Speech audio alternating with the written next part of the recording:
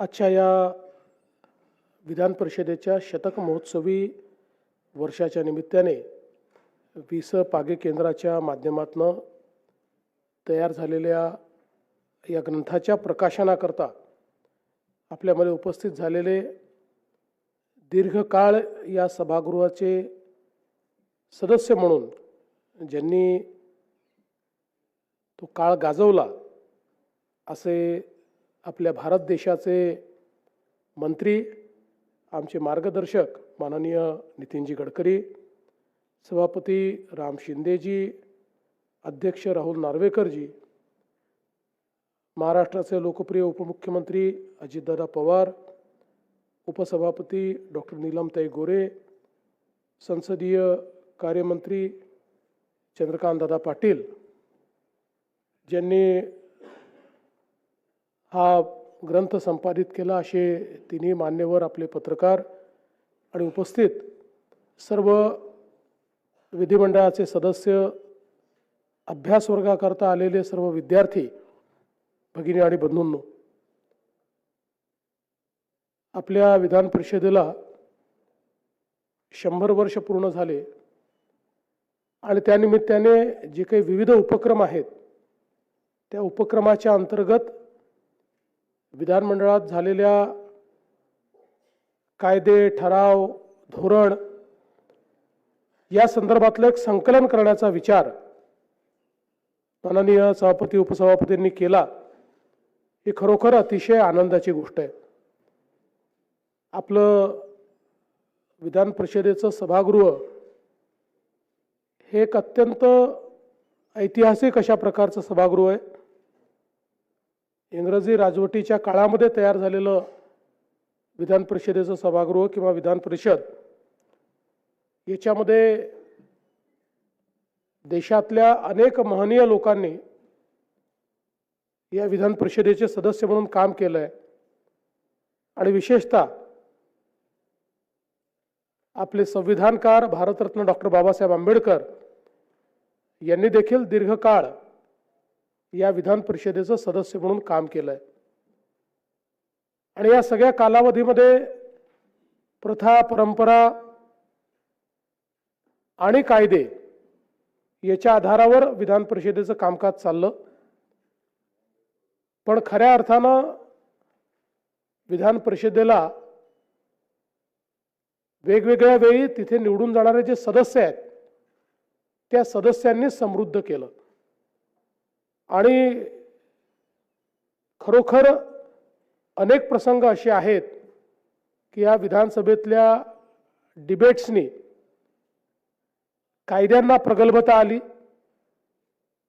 त्या डिबेट्समुळे सामान्य माणसाच्या आशा, आकांक्षा आणि अपेक्षा या लोकशाहीमध्ये पूर्ण होऊ शकतात आणि ती संधी या सभागृहात मिळते हे अधोरेखित झालं.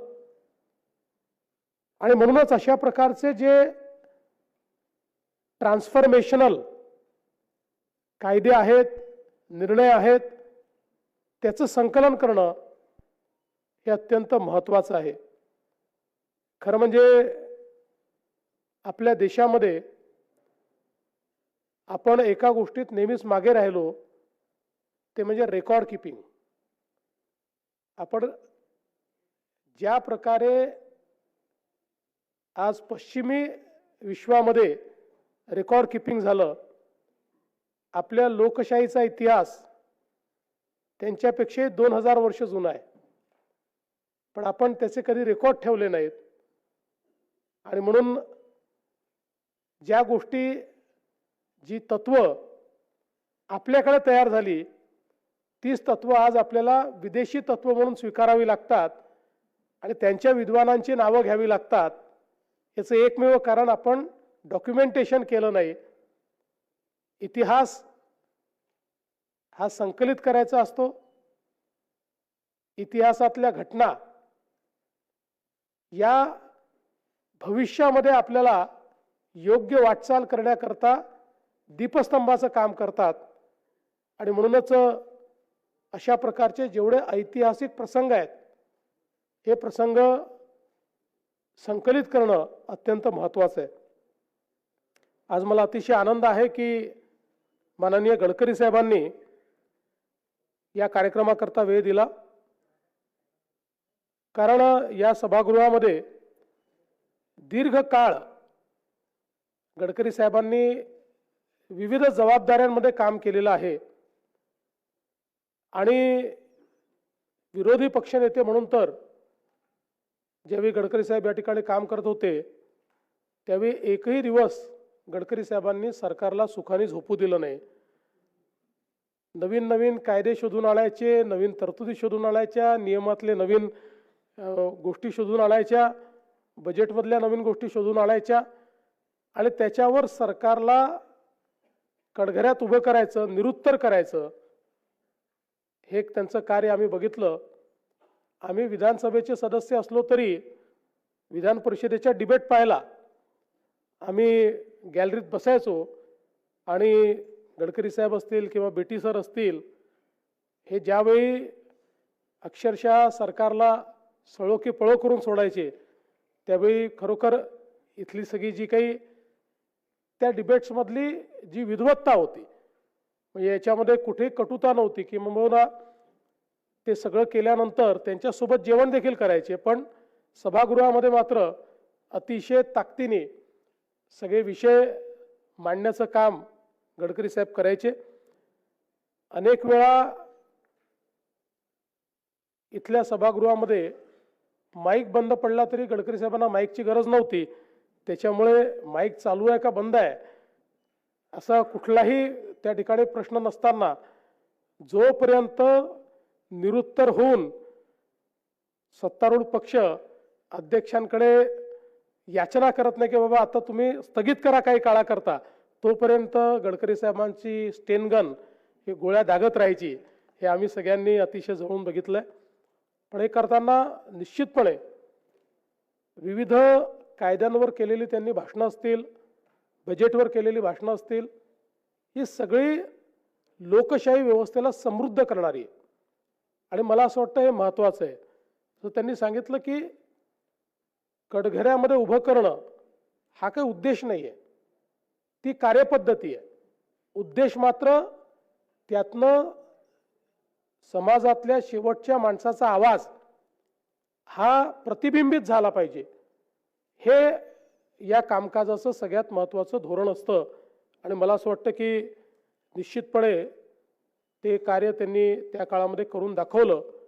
आणि मग अनुशेषाचे विषय म्हणजे ज्यावेळेस भारताचं संविधान झालं त्यावेळी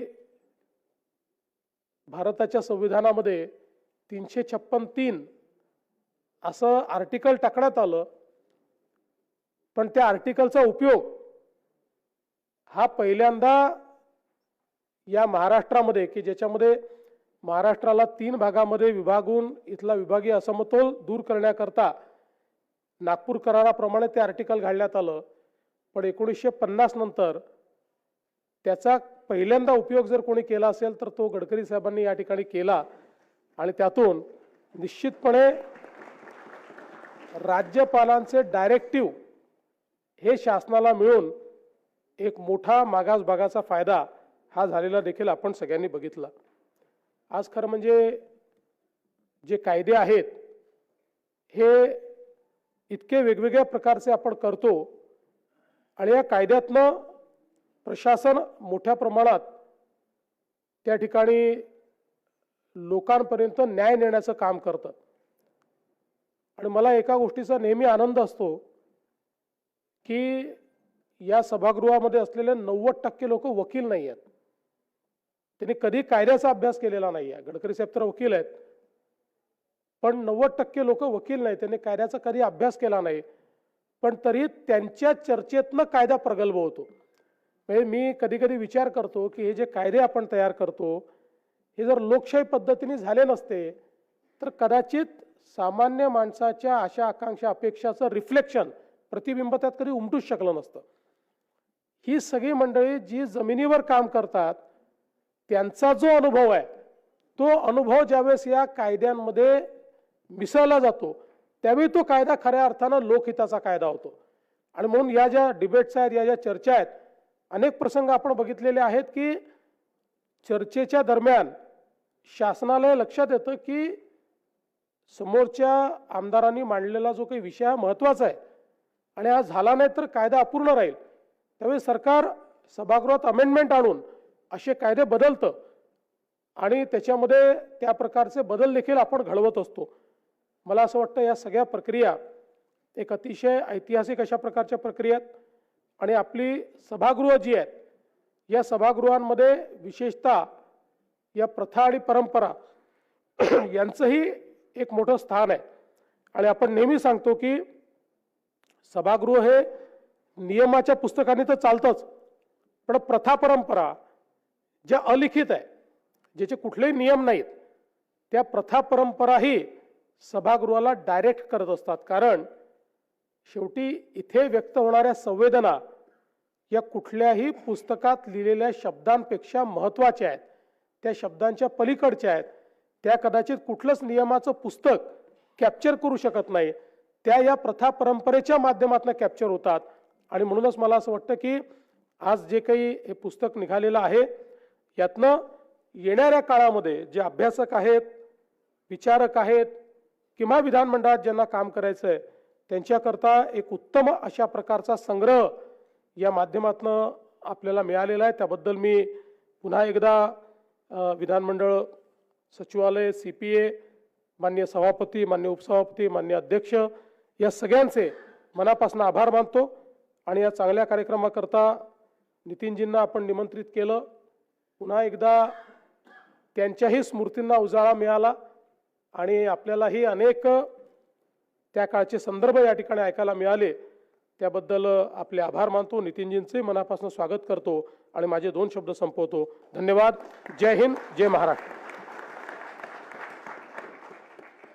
धन्यवाद मुख्यमंत्री महोदय.